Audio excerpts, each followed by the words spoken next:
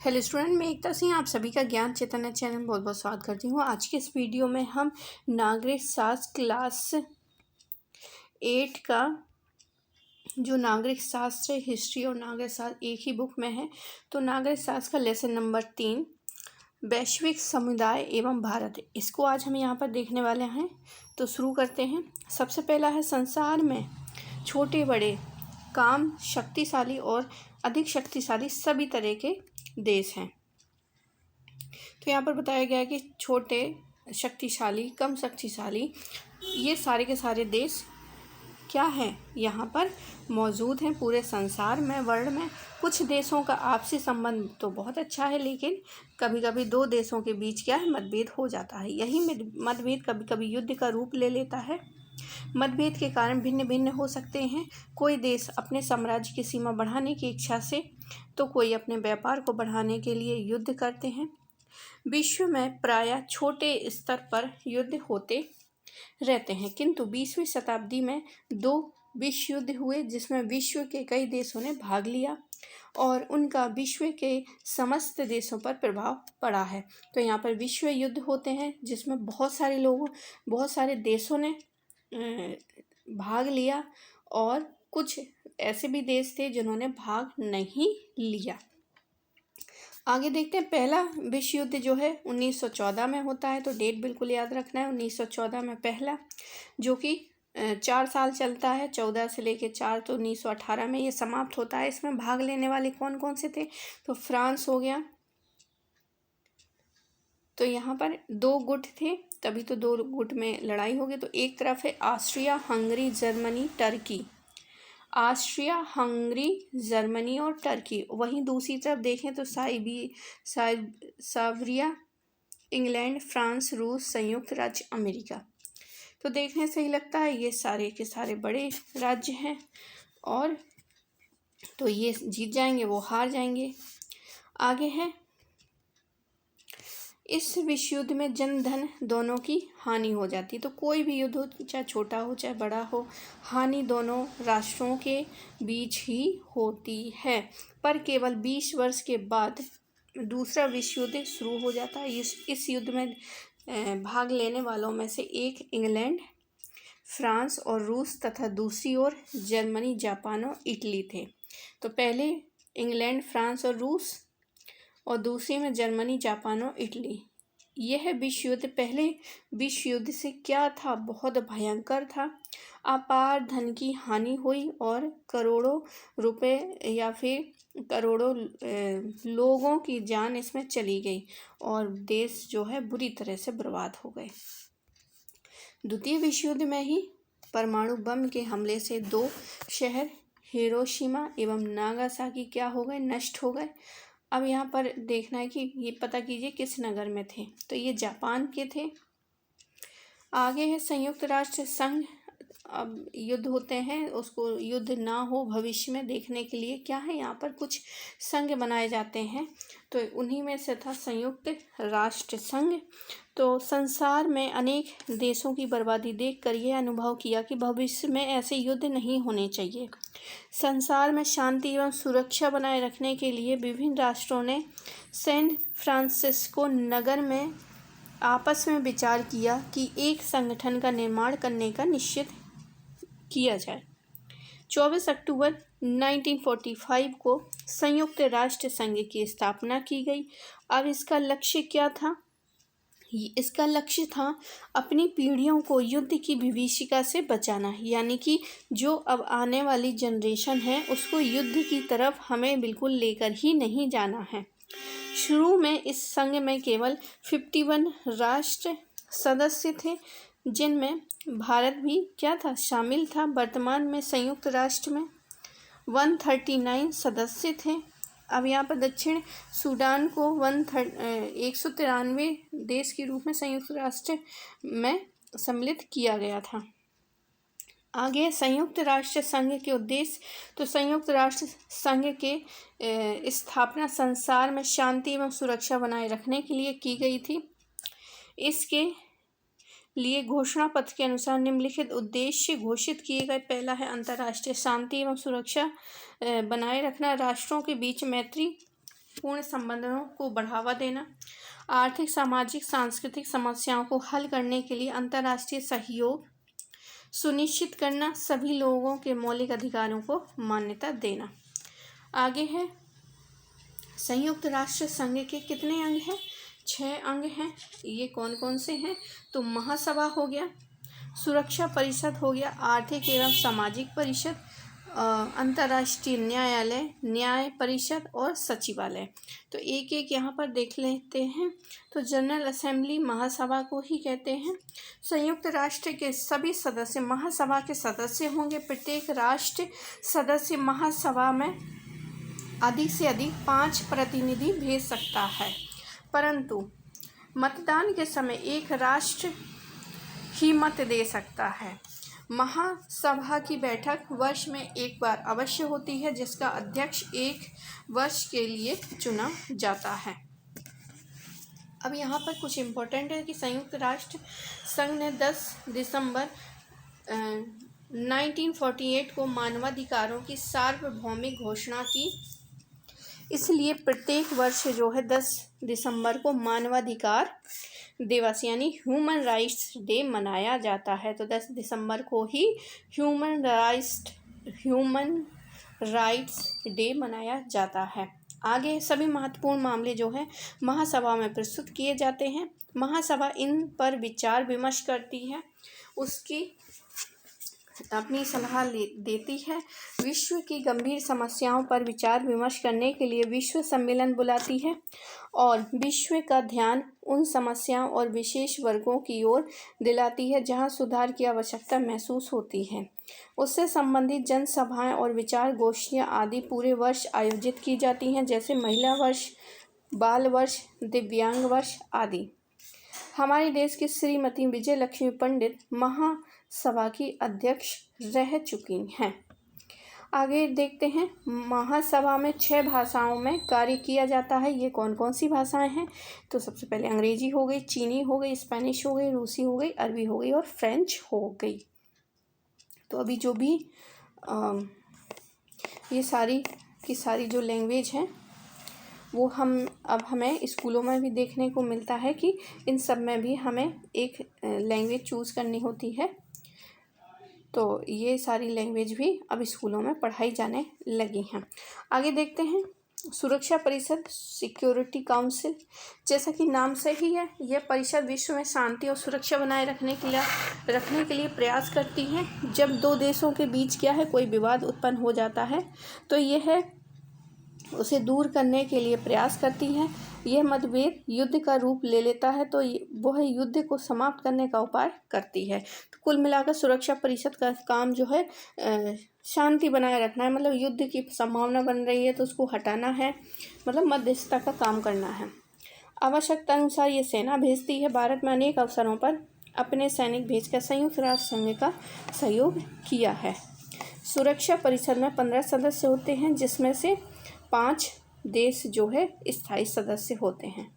तो सुरक्षा परिषद में 15 हैं और इसमें 5 कौन हैं? स्थायी हैं।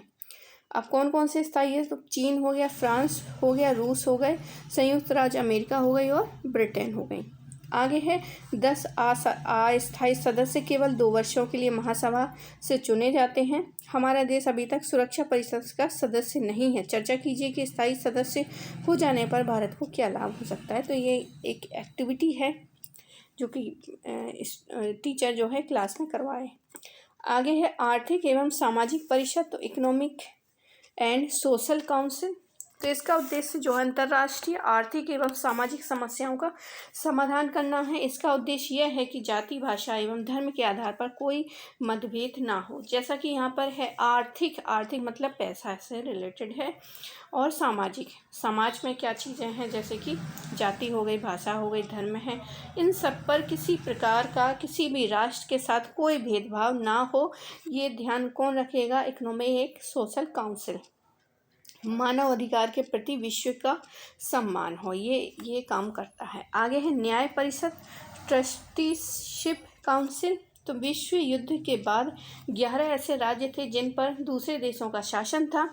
यह न्याय परिषद का उद्देश्य ऐसे 11 राज्यों को स्वतंत्र कराने में सहयोग देता था, जिसमें वो सफल भी हुआ। आगे है अंतर्राष्ट्रीय न्यायालय, तो इंटरनेशनल कोर्ट ऑफ जस्टिस।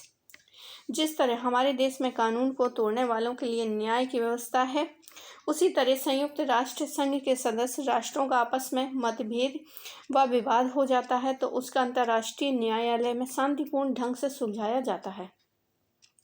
इस न्यायालय में 15 न्यायाधीश होते हैं जो 9 वर्ष के लिए चुने जाते हैं। यह नीदरलैंड के हेग नामक नगर में स्थित है। तो अंतर्राष्ट्रीय न्यायालय कहाँ है?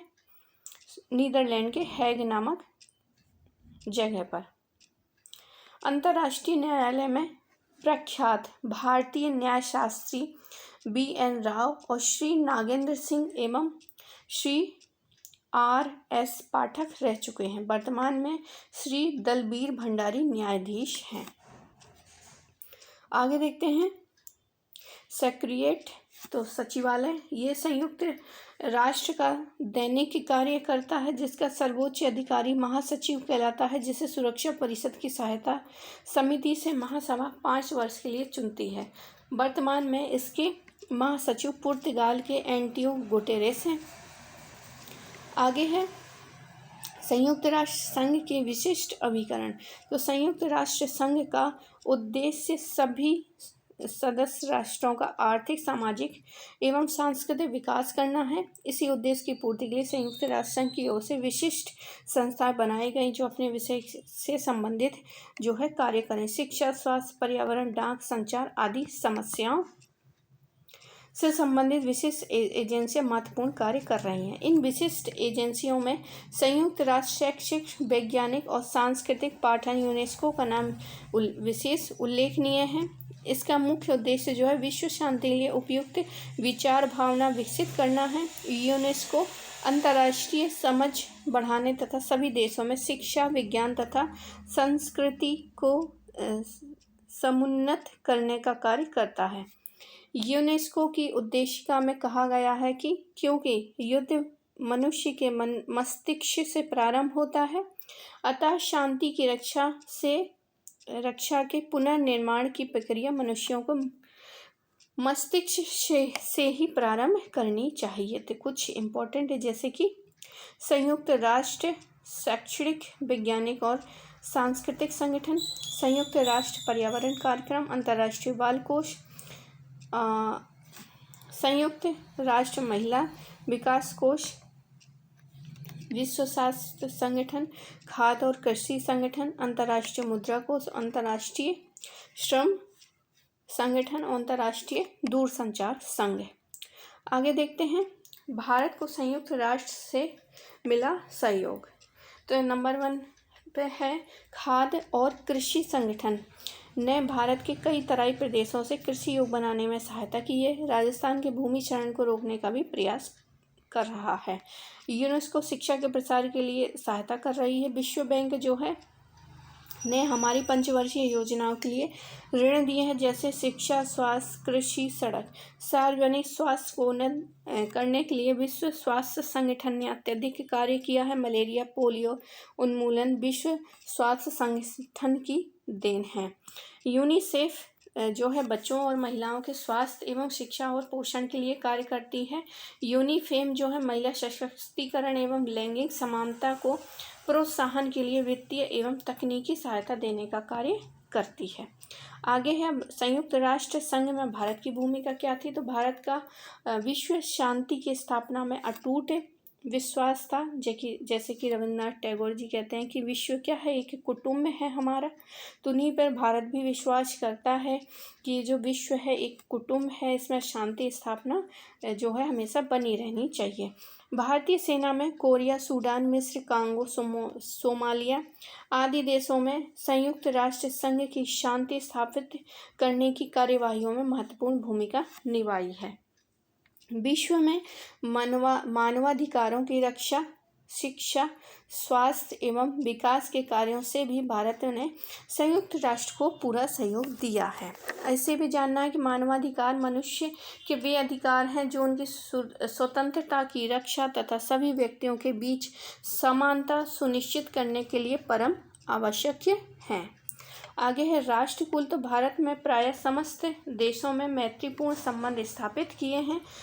भारत राष्ट्रकुल का सदस्य है। राष्ट्रकुल ब्रिटिश साम्राज्य से मुक्त हुए ऐसे देशों का संगठन है जिसके सभी सदस्य क्या हैं, स्वतंत्र एवं समान हैं, अपनी आपसी समस्याओं के समाधान के लिए एक दूसरे के साथ सहयोग और मित्रता के भाव से काम करते हैं। वे अपने आंतरिक एवं बाह्य मामलों से पूर्ण रूप से स्वतंत्र हैं। भारत अंतर्राष्ट्रीय शांति एवं विकास का हमेशा से समर्थक रहा है। इस कारण संयुक्त राष्ट्र संघ जैसी वैश्विक संस्थाओं के साथ आसियान जैसे क्षेत्रीय संगठन से भी सक्रिय भागीदार रहा है। अब सार्क यानी दक्षिण 1985 में दक्षिण एशिया के 7 देशों से मिलकर दक्षिण एशिया में क्षेत्रीय सहयोग संगठन बना। इसका स्थायी कार्यक्रम जो है काठमांडू में है। नवंबर सन 1905 में अफगानिस्तान दक्षिण में सम्मिलित हुआ। अप्रैल सन 2007 से इसे संपूर्ण सदस्य का दर्जा मिला, जिससे वर्तमान में दक्षिण की संख्या 8 हो गई। तो 8 देश हैं, अफगानिस्तान, पाकिस्तान, नेपाल, भूटान, भारत और बांग्लादेश, मालदीव और श्रीलंका। इसकी स्थापना का उद्देश्य दक्षिण एशिया के लोगों का कल्याण करना, जीवन स्तर सुधारना तथा आर्थिक, सामाजिक, सांस्कृतिक, तकनीकी एवं वैज्ञानिक क्षेत्र के विकास में परस्पर सहयोग देने के साथ ही आपसी विश्वास, समझ और एक दूसरे की समस्या के प्रति सहानुभूति रखना है।